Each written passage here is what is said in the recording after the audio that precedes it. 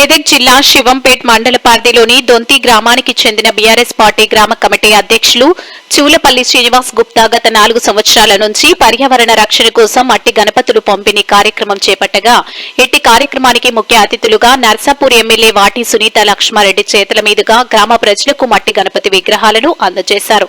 అనంతరం ఆమె మాట్లాడుతూ భక్తి మార్గంలో చివులపల్లి శ్రీనివాస్ గుప్తా చేస్తున్న సేవలు అభినందనీయమని ప్రతి ఏటా మట్టి గణపతులను గ్రామస్తులకు అందించడం చాలా గొప్ప విషయమని ఆమె తెలిపారు.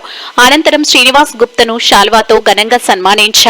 ఈ కార్యక్రమంలో మాజీ ఎంపీపీ కల్లూరి హరికృష్ణ, జిల్లా మాజీ కోఆప్షన్ సభ్యులు మన్సూర్, పార్టీ సీనియర్ నాయకులు పబ్బా రమేష్ గుప్తా, మహేందర్ రెడ్డి, నాగేశ్వరరావు, గొర్రె వెంకట్రెడ్డి, ముద్దగల్ల లక్ష్మీ నరసయ్య, టీఆర్ఎస్ నాయకులు, కార్యకర్తలు అధిక సంఖ్యలో పాల్గొన్నారు.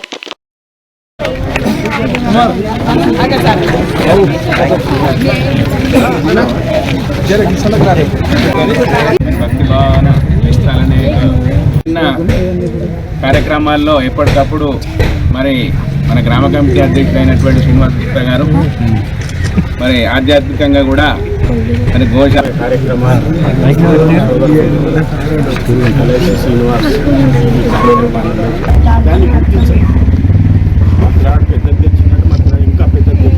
ఇంకా రంగులు పూసిందంటే ఇంకా పెద్ద రంగులు పూసిందని సంతోషంలో వాళ్ళు దుంకినా కొంత చూసినప్పుడు సంతోషపడతా ఉన్నాం.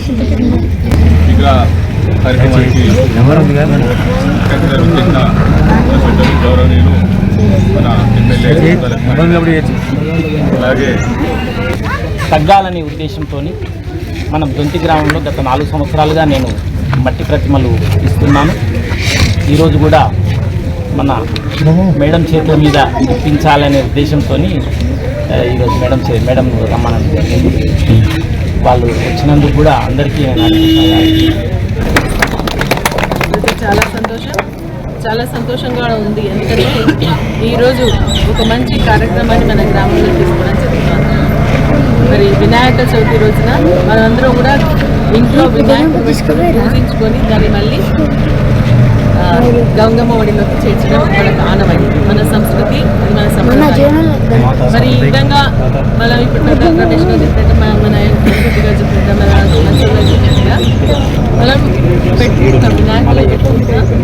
కానీ ప్లాస్టర్ ఆఫ్ ప్యారిస్తో తయారు చేసినటువంటి వినాయకులు పెట్టుకోవడం, దానికి రంగురంగులు అందడం వల్ల మనం చూడడానికి చాలా సంతోషం అనిపిస్తుంది. కానీ దాన్ని ఎప్పుడైతే నిమగ్నం చేస్తామో మరి ఆ నిమజ్జనం చేసినప్పుడు దాంట్లో ఉన్నటువంటి రంగులు కానీ ప్లాస్టిక్ ప్యాడెస్ కానీ మరి దాంట్లో చెరువుల్లో కానీ నదుల్లో కానీ కుంటల్లో కానీ చేసినప్పుడు అక్కడ ఉన్నటువంటి జీవాలకు అంటే అన్న ఏమైనా చెట్లు చేరాలు ఇవన్నీ ఉంటాయి కదా, అవన్నీ కూడా ఖరాబ్ అయిపోతాయి.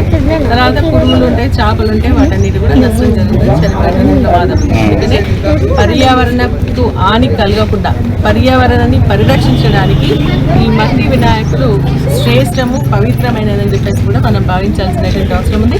కానీ మనస్ఫూర్తిగా అభినందిస్తా ఉన్నాను. ఎందుకంటే గత 4 సంవత్సరాల కూడా వారు గ్రామంలో ఉన్నటువంటి ప్రతి ఒక్కరు కూడా దాదాపు ఇప్పుడు ఈ రోజు కూడా 500 మట్టి వినాయకుల్ని పంపిణీ కార్యక్రమాన్ని ఇవాళ పూనుకోవడం జరిగింది. అంటే చాలా సంతోషం, మిమ్మల్ని అభినందిస్తా ఉన్నాను. ఎందుకంటే మనం మొదటి పూజ చేసేది వినాయకుడికి, అవునా కదా. మంచి బుద్ధిని, విజ్ఞానాన్ని ఇచ్చేది మన వినాయకుడు. కాబట్టి వినాయకుడు